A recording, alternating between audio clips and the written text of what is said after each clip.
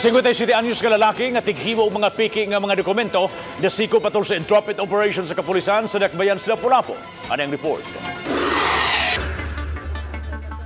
Nagtinggagol sa prisuhan si Edgardo Quizon alias Darigold human naaktuhan sa masakop sa City Intelligence Branch sa Lapu-Lapu City Police Office nga nagama og mga peke nga dokumento.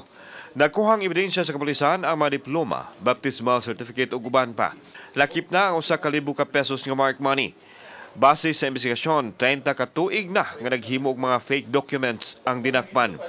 Sagad sa mga kliyente nini mga apply og trabaho sa mga kumpanya. Usa ka libo ngadto sa 2,000 pesos ang pangayo niya sa mga fake documents.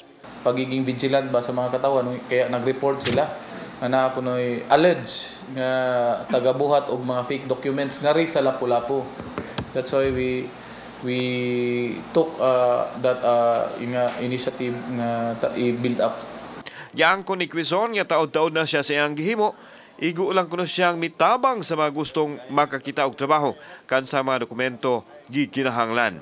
Dako ang iyang pagmahay nga nisulod siya sa pagpamiki og dokumento. Sadlayan lang ako sahi ba? Huwag na imuan na. Tabangan kay... tabang kay...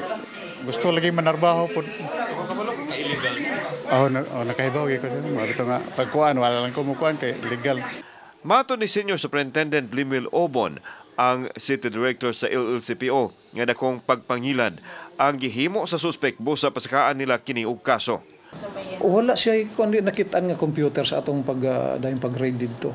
So which we believe nga nagud siya partner ani nga maoy mo parintana kay kinahanglan mo gud high quality nga scanner para makuha ang murag original ang kuan. Gisusipas kapulisan ang posibleng kakonsabo ni Quizon sa iyang illegal nga kalihukan.